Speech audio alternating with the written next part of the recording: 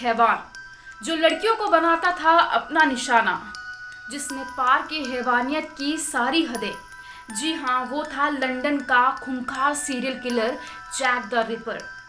नमस्कार, मैं हूँ आपके साथ नितिका सोनकर। मेरे इस YouTube चैनल पर आप सभी का स्वागत है।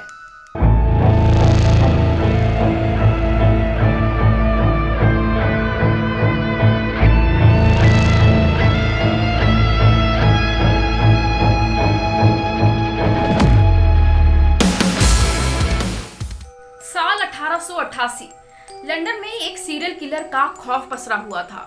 एक के बाद एक कई लड़कियों की हत्याएं हो रही थी। सीरियल किलर इतना खतरनाक था कि वो लड़कियों को मारने के बाद उनके अंग निकाल लिया करता था और वो उन लड़कियों को अपना शिकार बनाता था जो या तो बारगर्ल्स थी या फिर नशे में धुत रहती थी।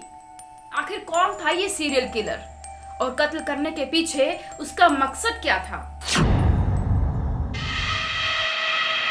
कहा जाता है कि इतिहास में उस जैसा सीरियल किलर कोई और नहीं हुआ। नाम था जैक द रिपर।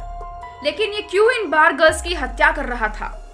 सितंबर 1888 में लंदन के एक अखबार में एक सनसनीखेज पोस्ट छपी थी जिसे एक कातिल ने ही लिखा था। उसने इस पोस्ट में अपने पहले कत्ल के बारे में खौफनाक तरीके से बताया था।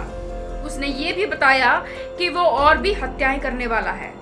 ये तो साफ था कि ये खत सीरियल किलर ने ही लिखा है, लेकिन हत्याएं करने के पीछे कारण क्या है आज भी एक रहस्य बना हुआ है। जैक द रिपर ने कत्ल की शुरुआत कहां से की थी?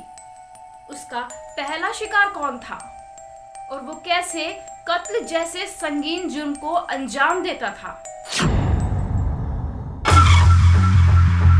सीरियल किलर ने 5 बार गर्ल्स की हत्या की थी और सभी को उसने बड़ी बेरहमी से मार डाला।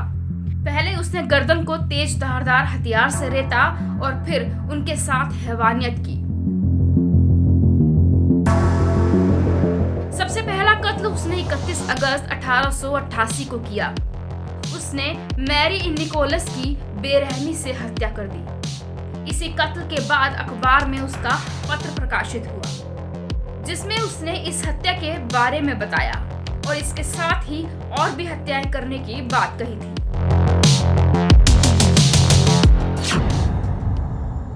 कातिल कत्ल के बाद लाश से हैवानियत करता था। इंसान के रूप में शैतान बना वो खूनी दरिंदा पहले लड़कियों को मारता था, फिर उनके शरीर के अंगों के साथ खिलवाड़ करता था।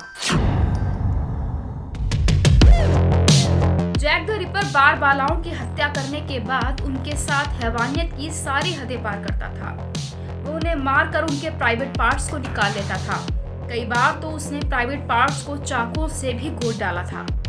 इतना ही नहीं, कत्ल के बाद कई लड़कियों के गर्भाशय, किडनी और दिल भी निकाल लिए थे। लंदन का व्हाइट चैपल शहर बार बालाओं का गढ़ माना जाता है। इस शहर में उसका खौफ सबसे ज्यादा था। महिलाएं रात को अकेले घर से बाहर नहीं निकल सकती थी। आखिर कौन था ये सीरियल किलर? कहां से आता था, कहां को जाता था? आज तक एक रहस्य बना हुआ है। लेकिन कुछ जांच एजेंसियां उस शैतान को पकड़े जाने का दावा जरूर करती हैं।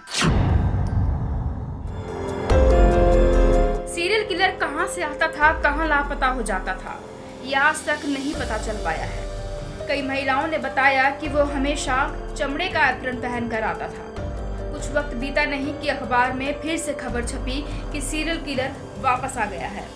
उसने 2 और लोगों की बेरहमी से हत्या कर दी है। इसके बाद लंदन के व्हाइट चैपल शहर में देश भर से हजारों लोग जमा हुए और रानी विक्टोरिया भी वहां पहुंची। यहाँ पर पुलिस की गश्त बढ़ा दी गई और जासूस लगा दिए गए, लेकिन इस सीरियल किलर का असली नाम कभी भी नहीं पता चल पाया क्योंकि वो कभी पकड़ा ही नहीं गया था। कुछ जांच एजेंसियां जैक द रिपर के पकड़े जाने का दावा करती हैं।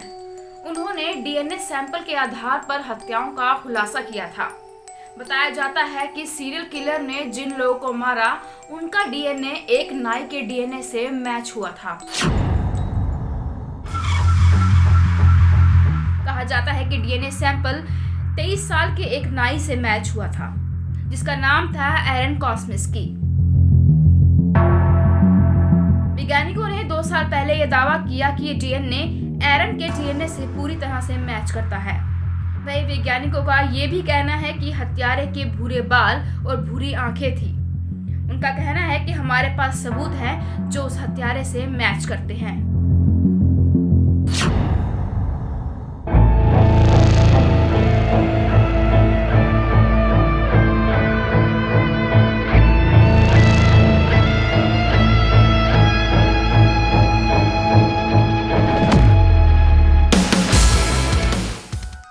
फिलहाल लेती हूँ आपसे इजाजत, फिर होगी मुलाकात नई कहानी के साथ। नमस्कार।